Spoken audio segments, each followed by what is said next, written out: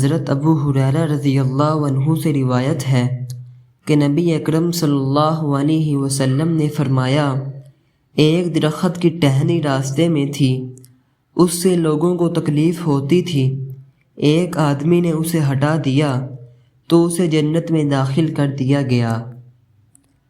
حضرت ابو ہریرہ رضی اللہ عنہ سے روایت ہے کہ رسول اللہ صلی اللہ علیہ وسلم نے فرمایا، مجھے جبرائیل علیہ السلام پڑوسی کے ساتھ حسن سلوک کی ہمیشہ تاکید کرتے رہے، حتیٰ کہ میں گمان کرنے لگا کہ وہ اسے وراثت میں بھی شریک ٹھہرا دیں گے۔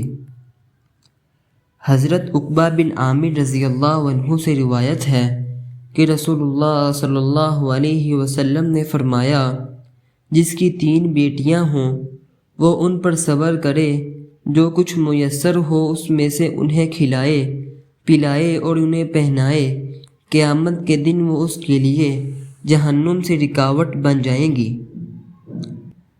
حضرت ابو ہریرہ رضی اللہ عنہ سے روایت ہے کہ رسول اللہ صلی اللہ علیہ وسلم نے فرمایا، بیٹا اپنے باپ کا حق ادا نہیں کر سکتا مگر صرف اس صورت میں ادا کر سکتا ہے کہ اسے غلام پائے تو اسے خرید کر آزاد کر دے۔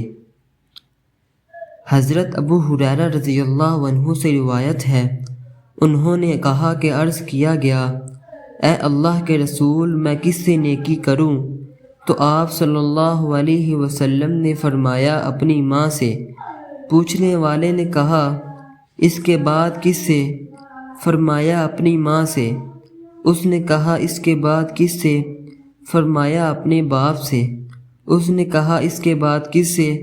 فرمایا، جو زیادہ قریبی تعلق رکھتا ہو، پھر جو اس کے بعد زیادہ قریبی ہو۔